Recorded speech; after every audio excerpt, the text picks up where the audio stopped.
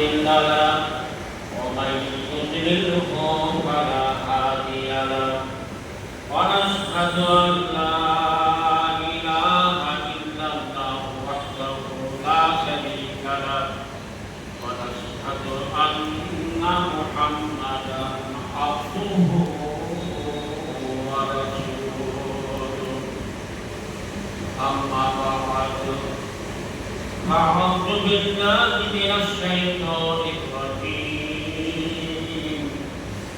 بسم الله الرحمن الرحيم فقال إني جاذب إلى ربي سيهدين ربي حقي إلى الصالحين فبشرناه بغلام حليم فلما بلغ معه السعي قال يا بني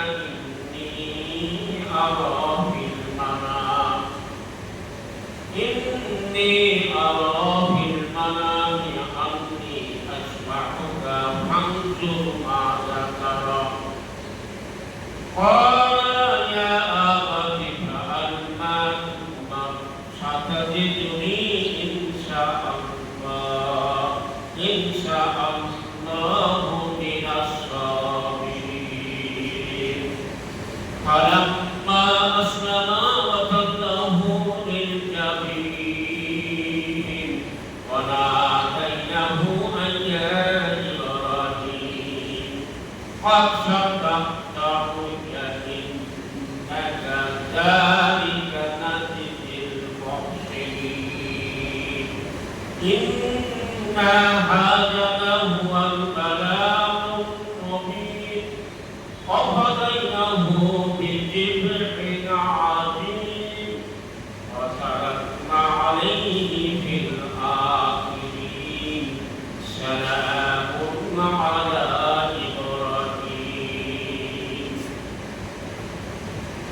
এই মিছে দুনিয়ায় থাকবা কতদিন এই মিছে দুনিয়ায় থাকবা কতদিন হঠাৎ করে উঠবে বেজে চলে যাওয়ার দিন এই মিছে দুনিয়ায় থাকবা কতদিন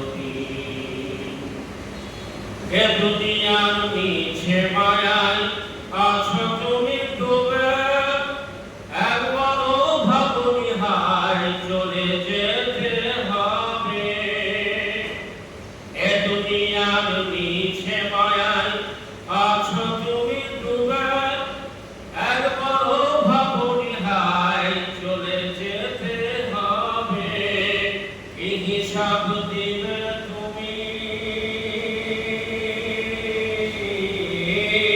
কি হিসাব দিবে তুমি শেষ বিচারের দিন এই মিছে দুনিয়ায় থাকবা কতদিন নতুন সাজে সাজবে তুমি সাদা পোশাকে তবে তবে আসবে সবাই তোমায় দেখিতে নতুন সাজে সাজবে তুমি সাদা পোশাকে তবে তবে আসবে সবাই তোমায় দেখিতে তোমায় মনে রাখবে সবাই তোমায় মনে রাখবে সবাই অল্প কিছুদিন এই নিচে দুনিয়ায় থাকবা কতদিন এ দুনিয়ার নিচে মায়ায় আছো তুমি ডুবে একবারও ভাবনি হায় চলে যেতে হবে এ দুনিয়ার নিচে মায়ায় আছো তুমি ডুবে একবারও ভাবনি হায় চলে যেতে হবে কি হিসাব দিবে তুমি কি হিসাব দিবে তুমি শেষ বিচারের দিন এই মিছে দুনিয়া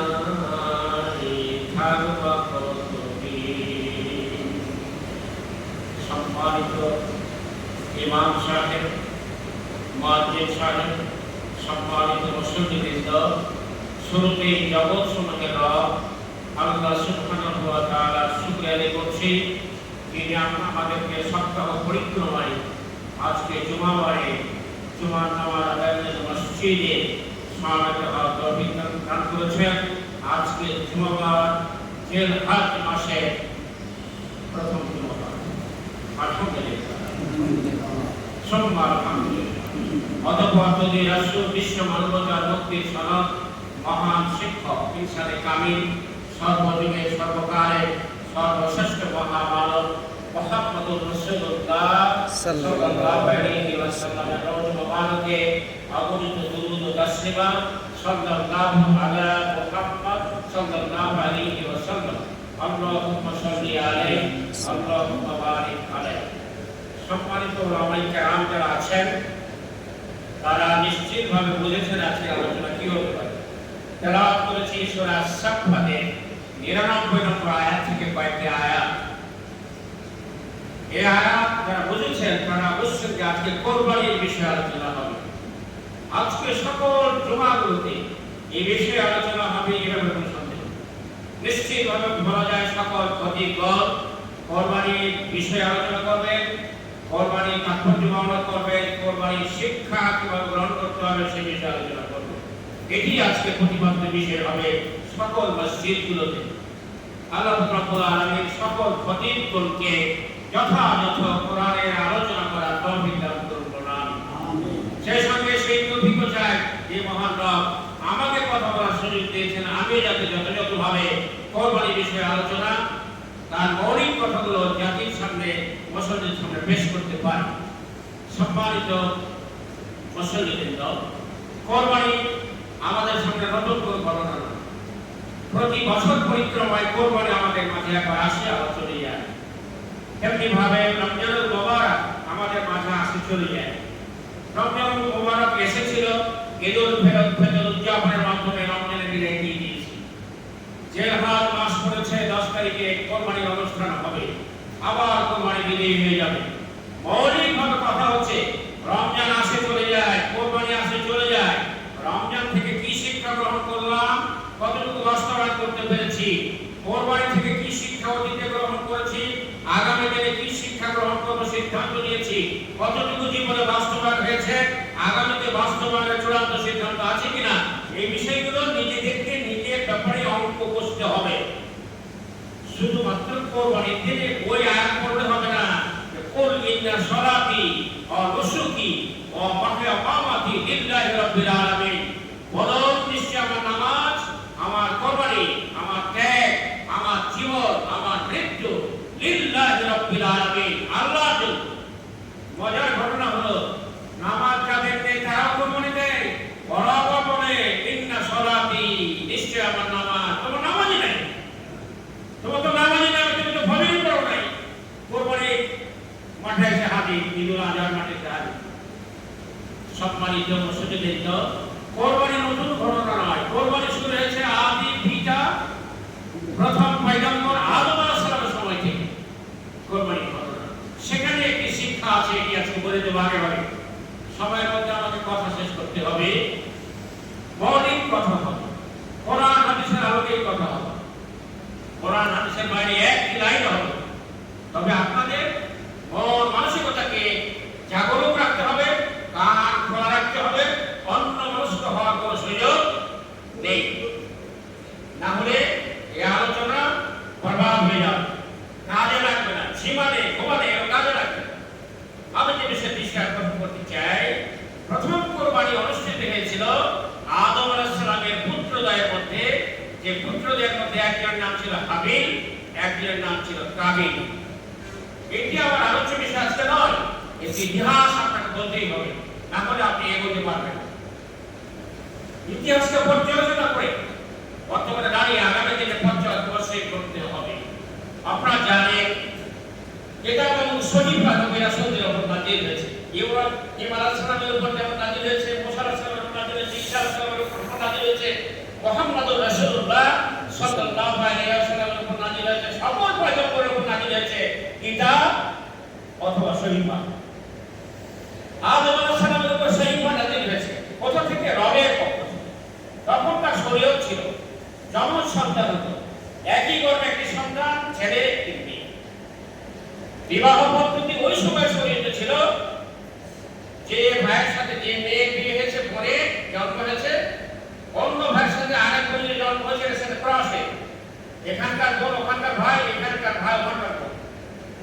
সেই সূত্র অনুযায়ী হাবিলের সাথে যেটা জন্ম হয়েছিল সেটি ছিল অপেক্ষাকৃত অসুন্দরী, কিন্তু কাবিলের সাথে যেটা জন্মগ্রহণ করেছিল আকলিমা নামে, এটা ছিল খুব সুন্দরী। কাবিলের কথা হলো যে শরীয়ত মানি না, শরীফা মানি না, পয়গম্বর মানি না, বাবা মানি না, আমার সাথে জন্মগ্রহণ করেছে, আমার সাথে বিয়ে হবে। এজন্য তাদেরকে একটি পরীক্ষা দিতে হয়েছে রবের নির্দেশনার আলোকে, পয়গম্বরের পুত্রদের কি তাদেরকে কোরবানি করতে হয়েছে। কিসের কোরবানি করবে? হাবিল ছিল বেশ পারক, সে বেশ কোরবানি করেছে।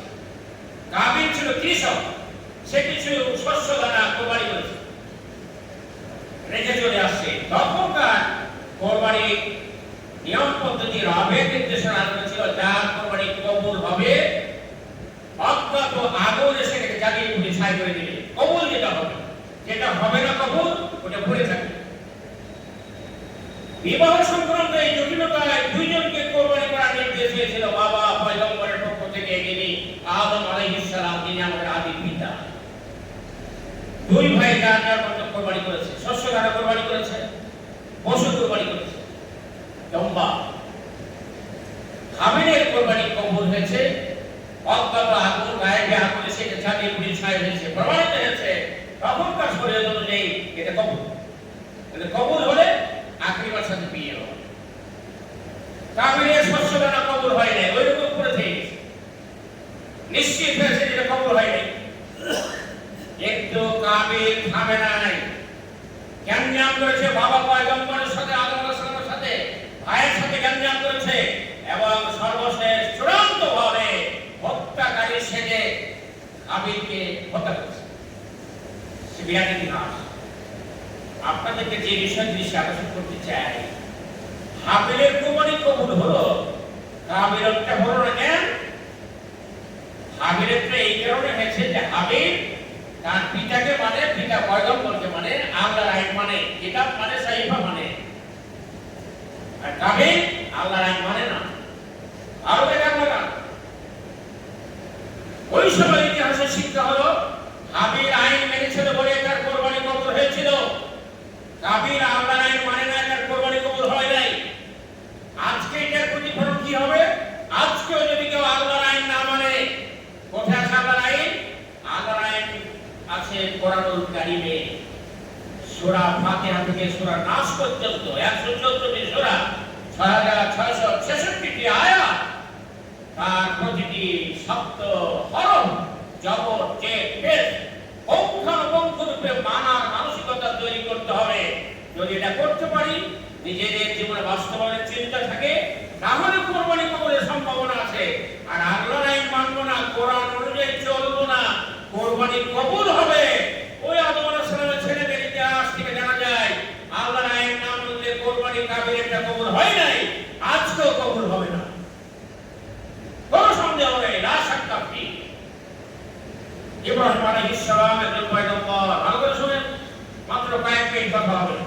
মৌলিক কথা শুধু বলবো, এটা তাফসীর মাহফিল নয়, এটা জুমার দিনে জুমা পূর্ব বক্তৃতা, সীমিত সময় মৌলিক কথা শুধু বলবো।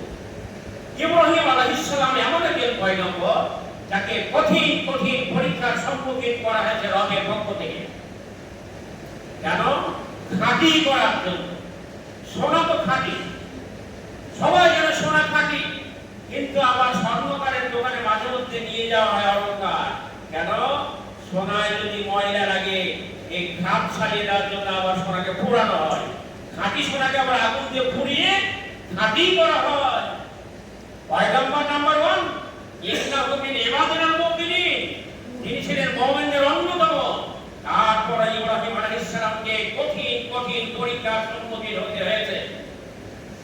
প্রথম পরীক্ষা অত্যন্ত জটিল, অত্যন্ত কঠিন। আর বললাম, যিনি ছিলেন মূর্তি পূজার বিরোধী, বাবা আজও মূর্তি পূজারী ছিলেন এবং তৎকালীন ক্ষুধাত্রহী শাসক নমরুদের মূর্তি বানিয়ে বিক্রি করত, ব্যবসা করত, বাজারে বেচত,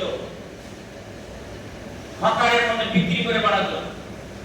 এই হবে, এই হবে, এই হবে, এটা তিনি বিরোধিতা করতেন। বাবার সাথে অনেক সময় ক্লাস হয়েছে, কথা হয়েছে, বাবা তাকে শান্ত করার চেষ্টা করেছেন, কিন্তু তিনি শোনেন নাই। কেন?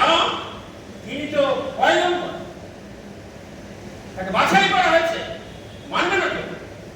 তিনি মূর্তি পূজাকে পছন্দ করতেন না। আপনাকে কান খোলা রাখতে বলছি, মন মানসিকতা ধরে রাখতে বলছি, সীমাতে নিষেধ করেছি। খেয়াল রাখুন, কয়েক মিনিটের মধ্যে কথা শেষ হয়ে যাবে। ভালো করে শুনুন।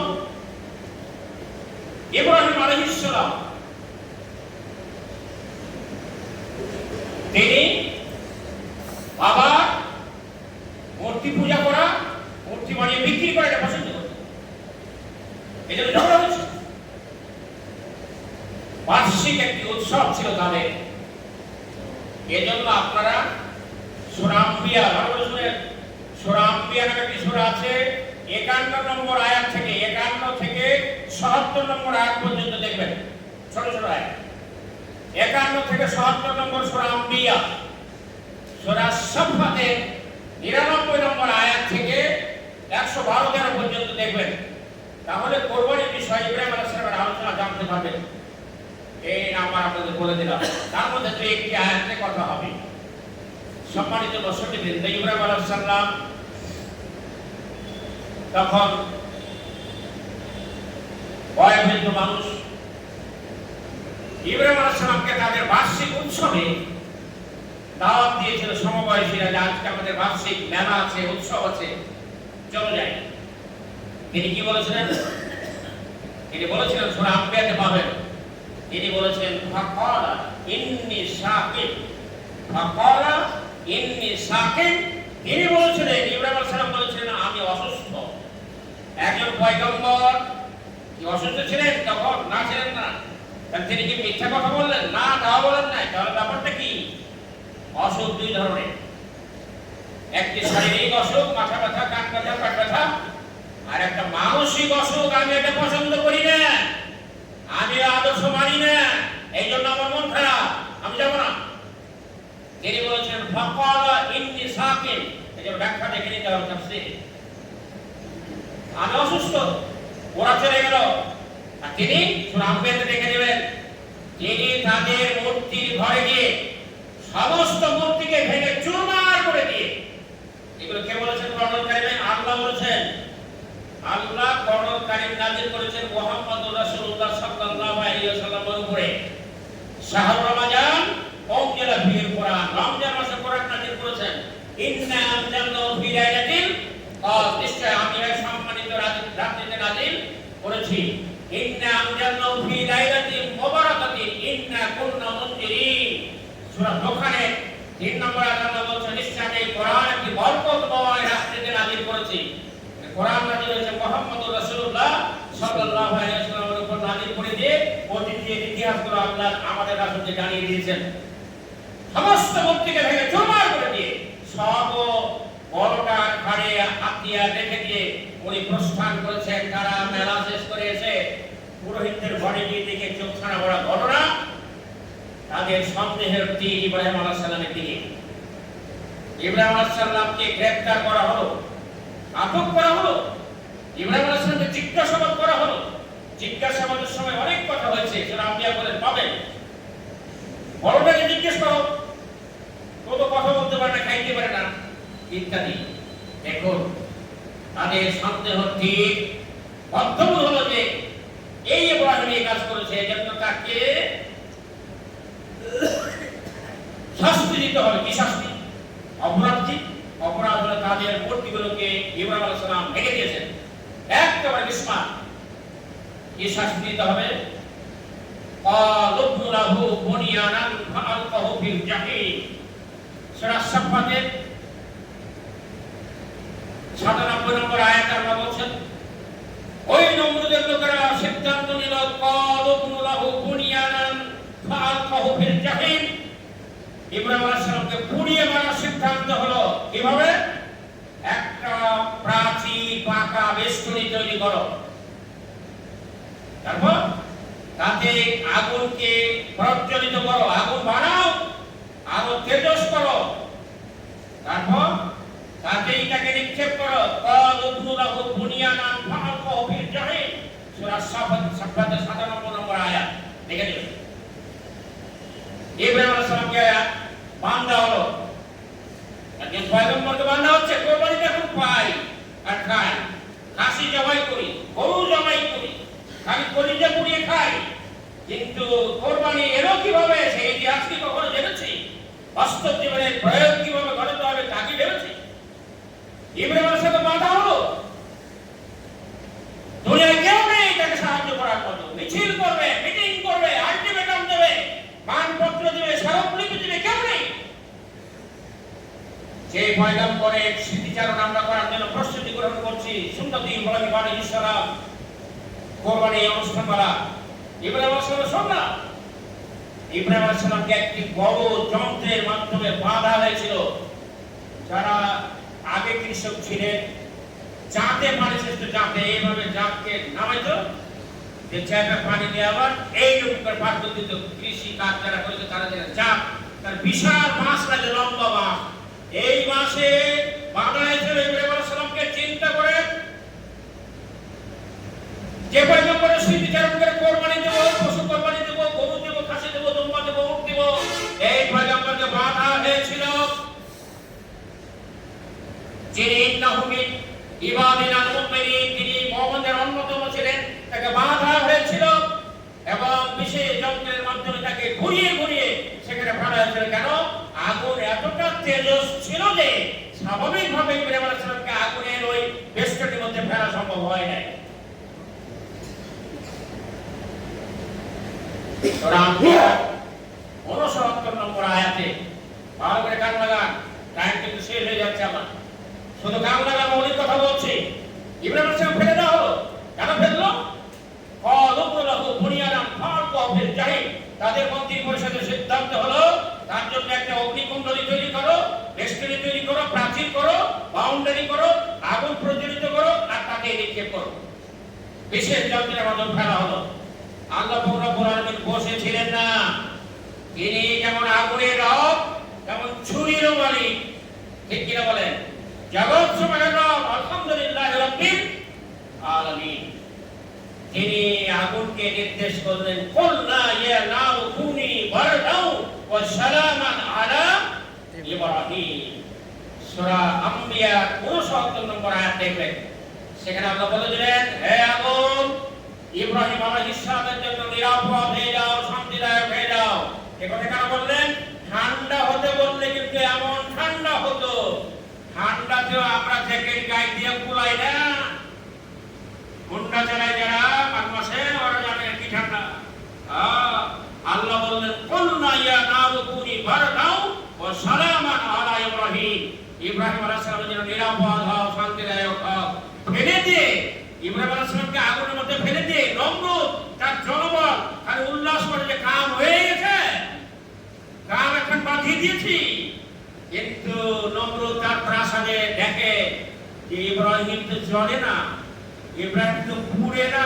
ঘটনা, লোকেরাকে ডাকে, এদিকে আসো, উপরে আসো, দেখো তো ঘটনা। তো তাই তো, পুড়ে না তো, আগুনে হইলটা কি? এত জ্বালাইলাম, কাম হয় না কেন?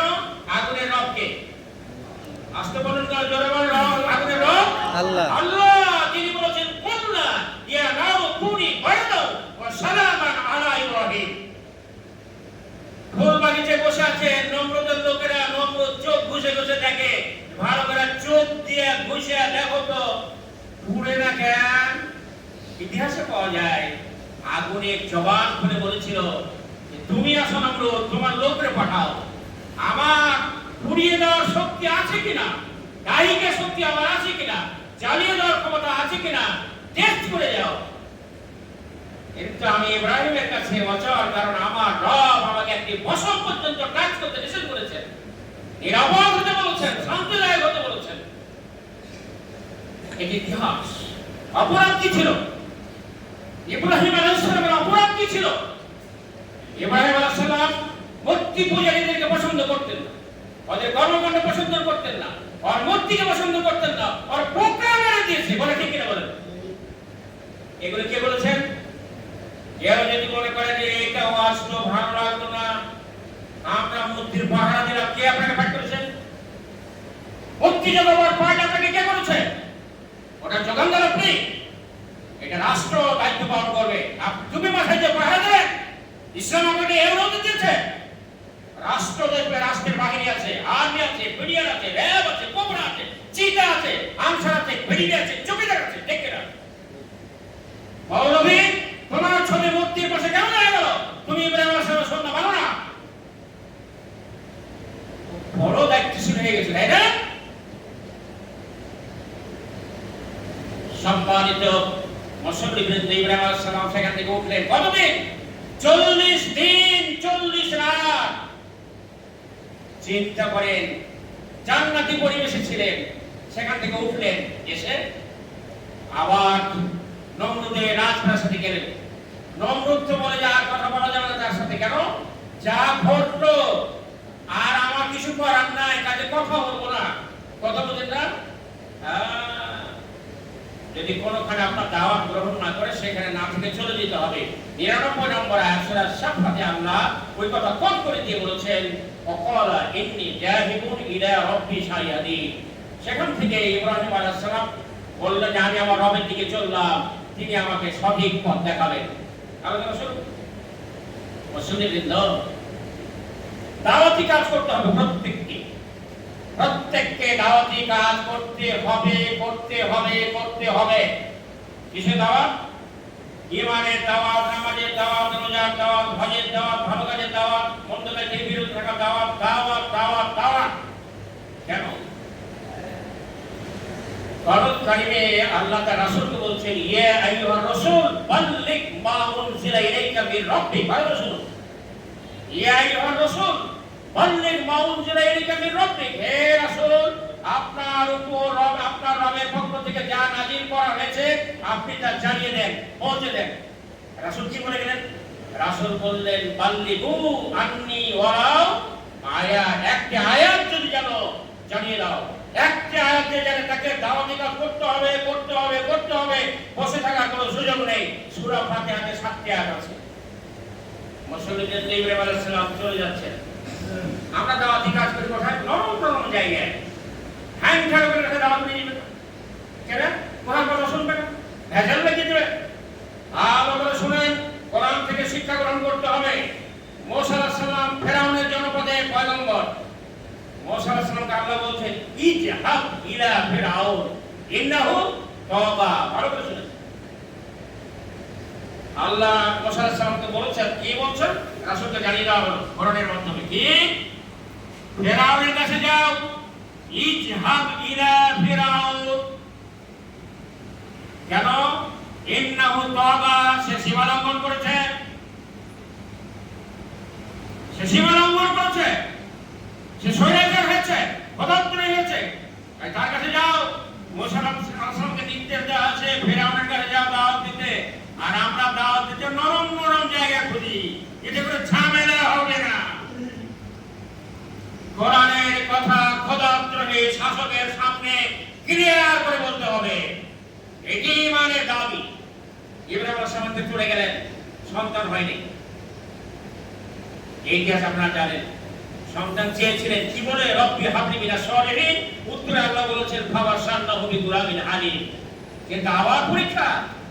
হাজিরার গর্ভে সন্তান হওয়ার পরে সেই সন্তানকে আবার কাবা চিহ্নিত জায়গায় নির্বাসনে রেখে আসতে হয়েছিল। তখন এরকম কাবা ছিল না, মরুময় পাহাড়ময় এলাকা। নির্দেশ কার? আল্লাহ। তারপর সিরিয়ায় থাকে ইব্রাহিম আলাইহিস সালাম।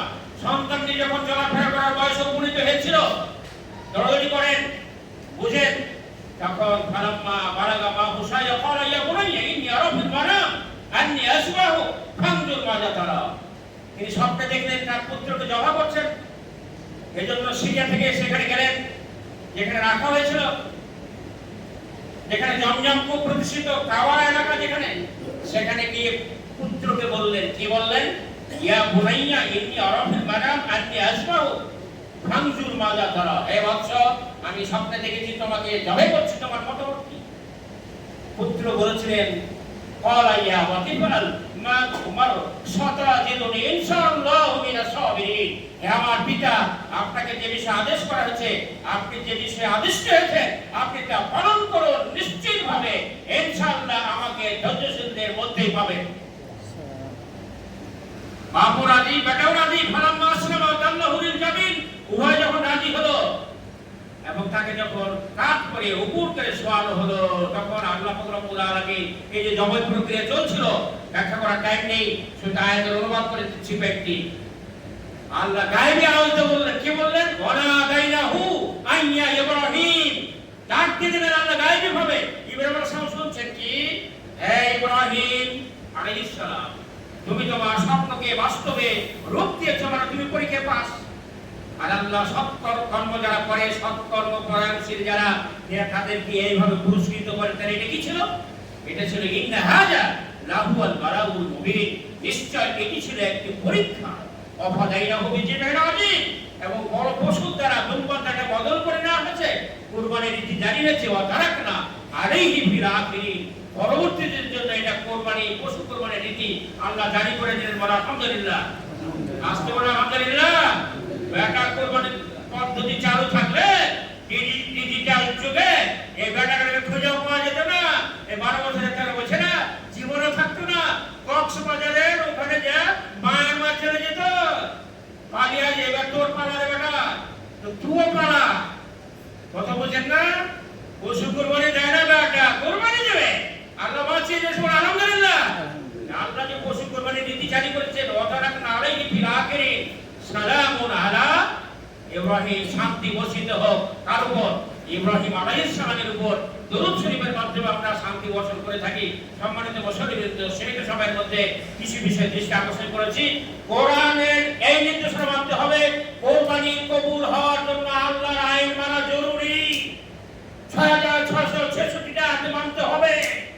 একটা অমান্য করে কোরবানি হবে না, কোরবানি হবে না, কোরবানি হবে না। নেকি তার মানে কে? নেকি কে দেবে? আল্লাহর আইন মানব না, নেকি হবে না, হবে না, হবে না। কষ্ট খাওয়া সার হবে। কেন? কাফির আল্লাহর আইন মানে না, ওর জন্য কোরবানি কবুল হয় নাই। হাবিল মেনেছে, কোরবানি কবুল হয়ে গেছে। আজকে আল্লাহর আইন মানবে না, কোরবানি হবে না। আবার আল্লাহর আইন মানলে কোরবানি কবুল হবে, এটাই দলিল। এজন্য আসুন আল্লাহর আইন মেনে আমরা কোরবানি করার সিদ্ধান্ত গ্রহণ করব। আল্লাহ পাক রব্বুল আলামিন আমাদের সকলকে কোরআন কেন্দ্রিক জীবন গড়ার তৌফিক দান করুন। সবাই বলুন আমিন, আল্লাহুম্মা আমিন। আরেকটা কথা, হতাশ হওয়ার কারণ নাই, কি করবে? কোরআনের আইন মানে নাই, কোরবানি হয় নাই। আজকে এখন থেকে যদি মেনে নেন, কিন্তু দুয়া আল্লাহ কবুল করে। সূরা ফুরকান দলিল দিয়ে কথা বলতে হবে, বুঝেন না?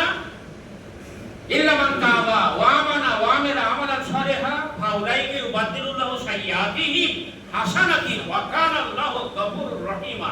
যদি ইমাম সাহেব দৃষ্টি আকর্ষণ করেছেন, এইজন্য আমাকে উত্তর দিতেই হবে, ঠিক কিনা বলেন? এটি হলো, মনে করেন এর আগে আল্লাহর আইন মানিনি, কুরবানি দিতেছি, তার পোকা মরে গেছে। এই পোকা ভালো করতে হবে কি দিয়া? তওবা করে। ইল্লা মান তাওবা, এর মানে কি? তওবা করতে হবে, মানে ফিরে আসতে হবে। ওয়া আমানা, ঈমানের উপর দাঁড়াইতে হবে। কেমন ঈমান? কুল আমানতু বিল্লাহ সুম্মা ইসতাকিম, বল আল্লাহর প্রতি ঈমান আনলাম, অতঃপর মজবুত থাকো, দাঁড়িয়ে থাকো। তারপর ইল্লা মান তাওবা ওয়া আমানা ওয়া আমিলা আমালান সালিহা, আর ভালো কাজ করতে লেগে যেতে হবে। কথা বুঝেন না? তাহলে কি হবে? ওই যে পোকা মেরেছে 60 বছর, পোকা মেরে গুনার পাহাড় হয়েছে, ফাউলাইকা ইউবাদদিলুল্লাহু সাইয়্যাতিহিম হাসানাতিন ওয়া কানা আল্লাহু গফুরুর রহিমা।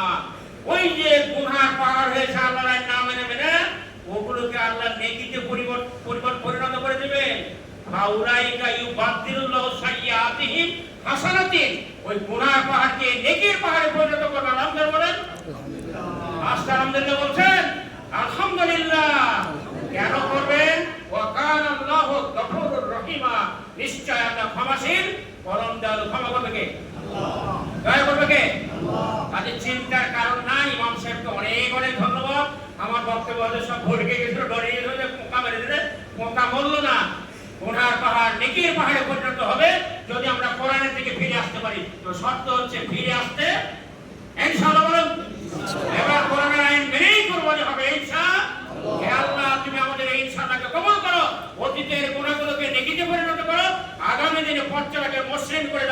ঈমানের উপর আমরা চলতে চাই।